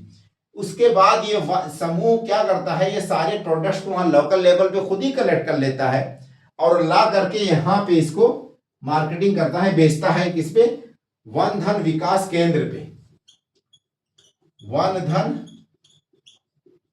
विकास केंद्र, और सबके अकाउंट में पैसा भी ट्रांसफर हो जाता है। ठीक है, तो इस तरह से जितने बिचौलिए थे वो सारे के सारे खत्म हो गए, नंबर एक। नंबर दूसरे पे जो गवर्नमेंट ने क्या किया कि इस पे एमएसपी प्रोवाइड करती है। जो माइनर फॉरेस्ट प्रोडक्ट्स हैं इस स्कीम के अंतर्गत सेंट्रल गवर्नमेंट एमएसपी देती है, स्टेट गवर्नमेंट भी कुछ पैसे इसके अंदर सैंक्शन करती है, बहुत बड़ा अमाउंट। अभी मैं बजट में पढ़ूंगा कितना अमाउंट इस बार के उसमें सैंक्शन किया गया है। नेक्स्ट क्या है कि promotion of eco tourism by Uttar Pradesh forest corporation. ये हमारा तीसरे नंबर का जो पॉइंट है, इसी में promotion of eco tourism by forest corporation, forest corporation of UP. Eco tourism promote करने का काम भी ये करती है संस्था। 2 जगहों पे ऑनलाइन बुकिंग प्रोवाइड किया जा रहा है इसके द्वारा। एक तो कटरनिया घाट पे, दुधवा रेंज में, दुधवा नेशनल पार्क पे, तो क्या कहते हैं हम, दुधवा यानी कि जो नेशनल पार्क है, online booking facilities for safari and stay is available for Katarnia Ghat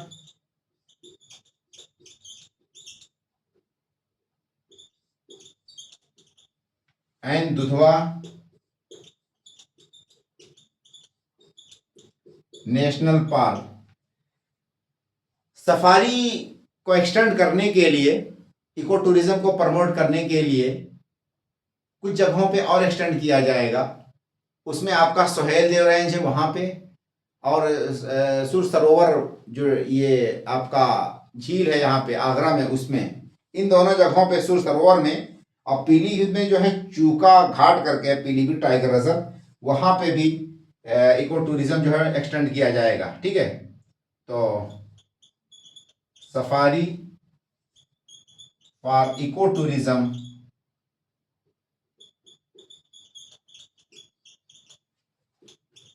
to be extended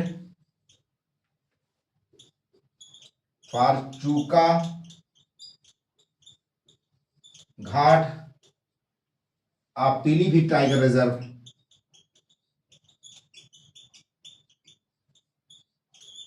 और उसके अलावा जो है सुर सरोवर आगरा में है। ठीक है, सोहेल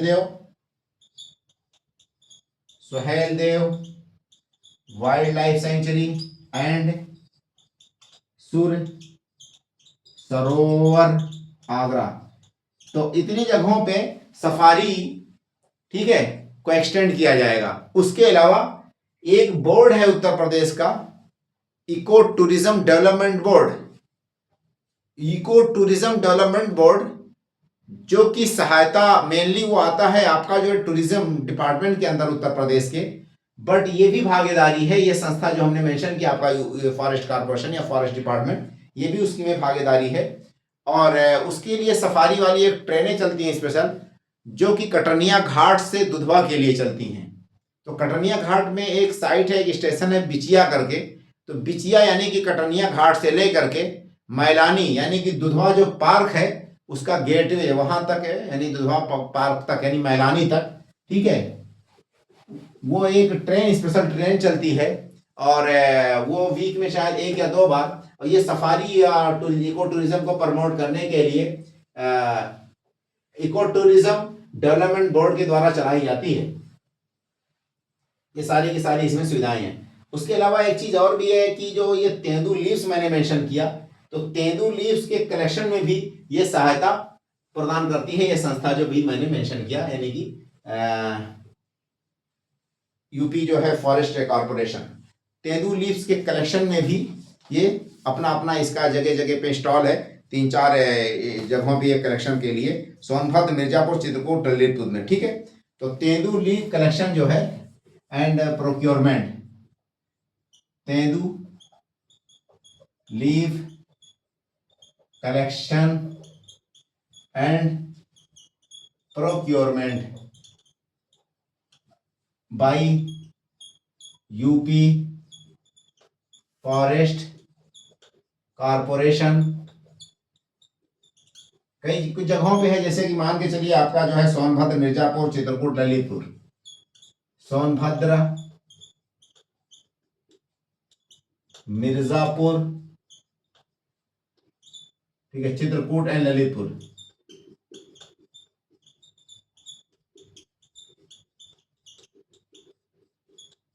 पहले बिचौलिए हुआ करते थे बहुत सारे, बट अब ये प्रॉपर ऑक्शनिंग करती है, ई ऑक्शनिंग के द्वारा जो है यहाँ पे ला करके जो भी है ट्राइबल अपना प्रोडक्ट सारे के सारे बेचते रहते हैं, ठीक है। और अब हम जो है यहीं से मूव करते हैं दूसरे स्कीम के लिए, मतलब कि ये जो गवर्नमेंट की बजट से संबंधित कुछ स्कीमें हैं।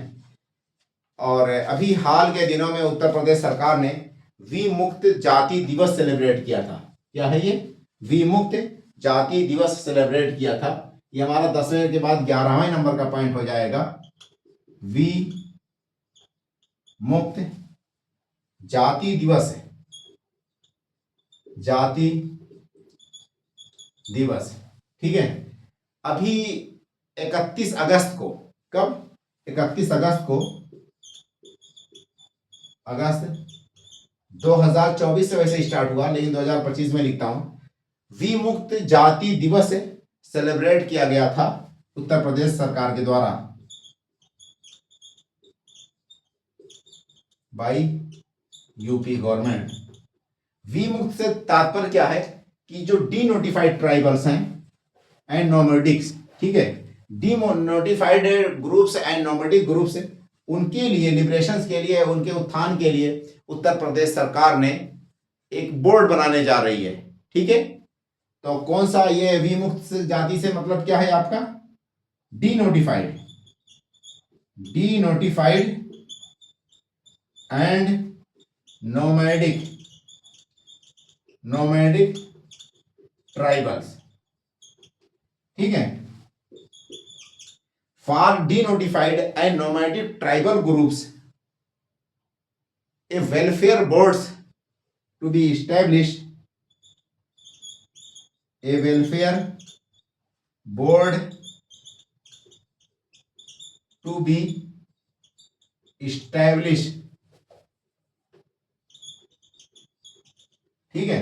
एक वेलफेयर बोर्ड स्टैब्लिश किया जाएगा डीनोटिफाइड ट्राइबल ग्रुप्स के लिए, और घुमंतु यानी कि जो जनजाति यहां से वहां शहरों में, गांव में इधर उधर मांगते हुए घूमते रहते हैं, उन लोगों के लिए ये जो वेलफेयर बोर्ड है, इसका कार्य क्या होगा कि उनके लिए घर बनाना, सड़कें मुहैया कराना, उनके वेलफेयर के लिए कार्य करना। जो भी ये वन टांगिया जो हमने बताया अभी, वन टांगिया विलेजेस जैसे हैं, उस कम्युनिटी को जैसे कि गांव में जमीनें लीज वगैरह पे दी गई हैं, या उनको जमीनों का रजिस्ट्री उनके नाम कर दिया गया है, सेम ऐसे ही इस कम्युनिटी के साथ जो है गवर्नमेंट वेलफेयर का वर्क करेगी। और किसके द्वारा करेगी, उसके लिए एक डिपार्टमेंट या एक तरह से एक बोर्ड खोल दिया गया, एक वो खोला गया जाएगा, कमीशन बनाया जाएगा, एक बोर्ड बनाया जाएगा, वेलफेयर बोर्ड या वेलफेयर कमीशन बनेगा। किसके लिए, डीनोटिफाइड एंड नोमैडिक ट्राइबल्स के लिए। ठीक है, इसका वर्क क्या होगा, इसका ऑब्जेक्टिव क्या होगा, to construct houses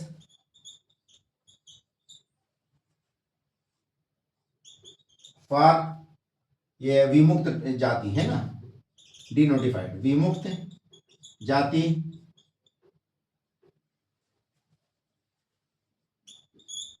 to access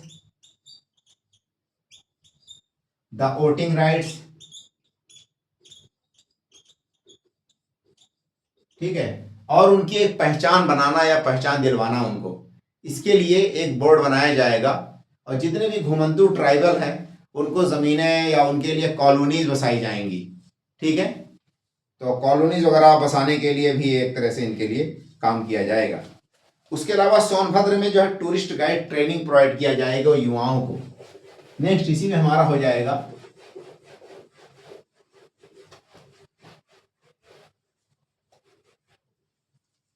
ये आपका टूरिस्ट गाइड ट्रेनिंग जो है सोनभद्र में। ये हो गया आपका कितना पॉइंट्स हो गया, 11 नंबर का पॉइंट था ये।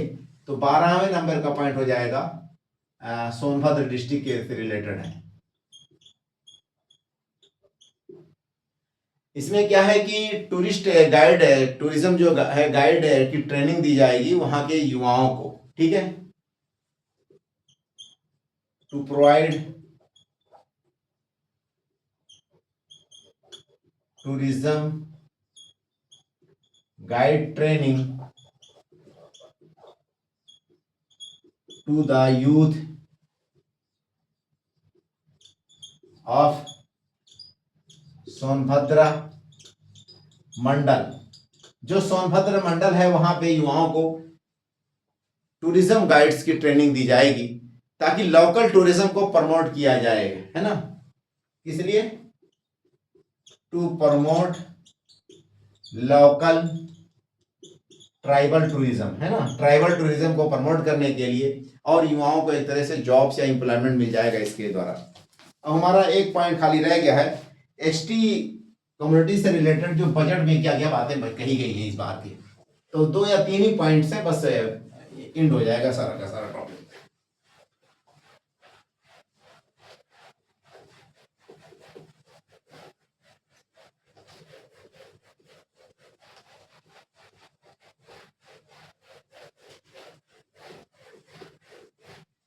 ये जो आपका डीनोटिफाइड ट्राइब्स है 31 अगस्त को, जो 31 अगस्त 1952 में, 31 अगस्त 1952 ये डेट याद कर लीजिए। और ब्रिटिश गवर्नमेंट ने क्या किया था कि क्रिमिनल ट्राइब्स एक्ट लाई थी ब्रिटिश गवर्नमेंट 1871 में। क्रिमिनल ट्राइब एक्ट जो 1871 में ब्रिटिश गवर्नमेंट लाई थी, क्या है, क्रिमिनल ट्राइब्स एक्ट।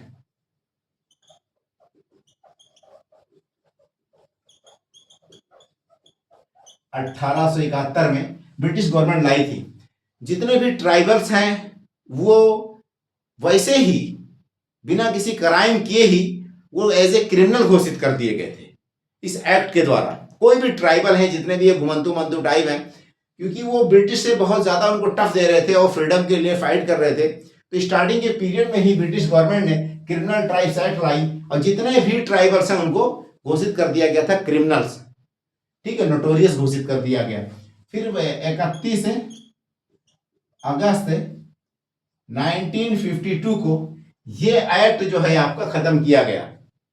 ठीक है, इस एक्ट को खत्म कर दिया गया था 31 अगस्त 1952 को।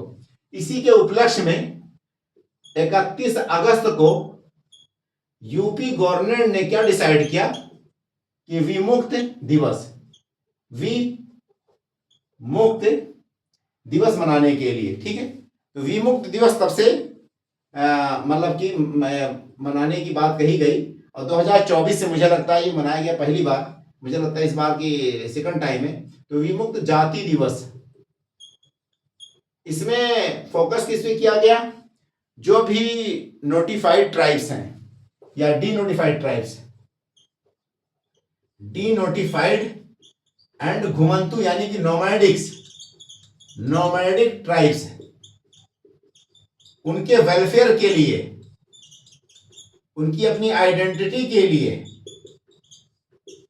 ठीक है, और उनका सोशियो इकोनॉमिक्स बेटरमेंट्स के लिए, अपलिफ्टमेंट के लिए,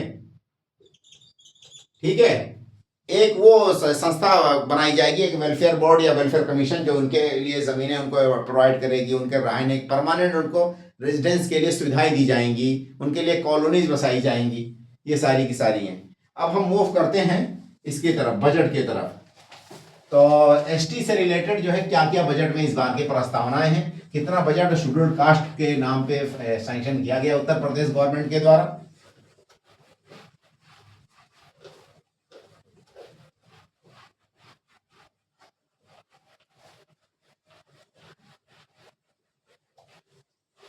देखिए बजट 2000 यूपी 2000 जो है 25 का बजट, 25 एंड 26 का उत्तर प्रदेश का बजट, किसके लिए, ट्राइबल्स के लिए, शेड्यूल्ड ट्राइब्स के लिए। तो पहला पॉइंट क्या है इसके अंतर्गत, ट्राइबल डेवलपमेंट्स के लिए कितने फंड दिए गए हैं, ट्राइबल डेवलपमेंट के लिए 1728 करोड़ एलोकेट किया गया है, ठीक है, 1728 crore allocated, has been allocated for tribal groups, ठीक है, for tribal developments। ये जो 1728 से किया गया है उसमें से 154 करोड़ जो है आपका एमएसपी के लिए दिया गया है।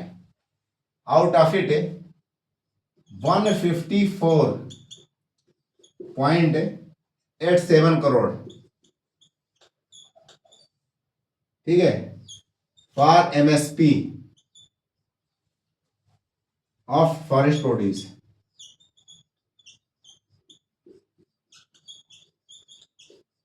जो अभी मैंने बात की थी प्रधानमंत्री वन धन जो है स्कीम जो थी, उस वाली स्कीम को सामने रखते हुए 154 करोड़ रुपए एमएसपी यानी forest produce, minor forest produce के लिए दिया जाएगा। ये जो टोटल अमाउंट जो ट्राइबल्स के लिए दिया गया है। और स्कॉलरशिप्स के लिए क्या है, pre matrix and post matrix scholarship, इसके लिए आपका जो है 6 करोड़ जो है फंड दिया गया है।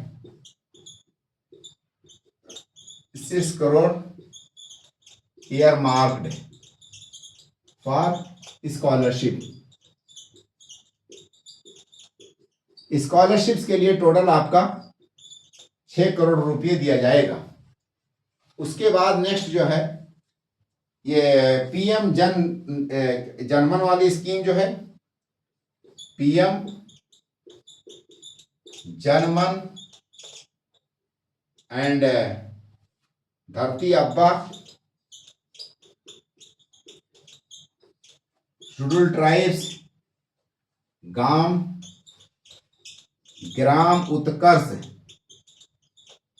उत्कर्ष अभियान, ठीक है। तो ये सारी की सारी स्कीमें मेंशन है, यानी कि पीएम जनमन यानी कि प्रधानमंत्री, जन का मतलब क्या है, जनजाति आदिवासी न्याय महाअभियान, ठीक है। जनमन यानी कि जनजाति आदिवासी न्याय महाअभियान, इस स्कीम को मेंशन किया गया है, खाली इसका नाम था बजट में, पैसा कोई सैंक्शन नहीं हुआ। एक स्कीम आपकी धरती अब्बा एसटी ग्राम उत्कर्ष अभियान, इस स्कीम को भी मेंशन किया गया है बट पैसा सैंक्शन नहीं किया गया। ये दोनों स्कीम सेंट्रल गवर्नमेंट की हैं, जैसे अभी मैंने बताई। और यहीं पे हमारा एंड हो जाता है। बस आप लोगों से एक रिक्वेस्ट है कि हमारे चैनल को लाइक और सब्सक्राइब करें। कोई भी समस्या हो तो डायरेक्टली हमसे कमेंट बॉक्स में पूछ सकते हैं। ओके भाई, ऑल दी बेस्ट।